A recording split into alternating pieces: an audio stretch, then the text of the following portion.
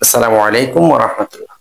প্রিয় দর্শক, কখনো কখনো মায়ের সেবা করা ফরজ, আবার কখনো কখনো ওয়াজিব। স্ত্রীর সেবা করাটা কিন্তু ফরজ। কেন জানেন? মায়ের সেবা করার জন্য তার অন্য কোনো সন্তানাদি থাকতে পারে, বাড়িতে আপনজন যে কেউ থাকতে পারে, কিন্তু আপনার স্ত্রীর জন্য আপনার বাড়িতে তার আপন বলতে আর কেউ নেই। আপনার এই জন্যই তাকে সেবা করাটা ফরজ। কেউ ভুল বুঝবেন না, বিষয়টি চিন্তা করে দেখেন। পরিবারের মধ্যে মায়ের অনেক সন্তান তাকে, যারা তাকে সেবা করতে পারে, কিন্তু একজন নতুন স্ত্রী বা আপনার স্ত্রীর আপনজন বলতে একমাত্র আপনি, আপনি ছাড়া কেউ নেই। সেজন্য তাকে আপনার সেবা করাটা ফরজ। সবসময় মনে রাখবেন কথাটা।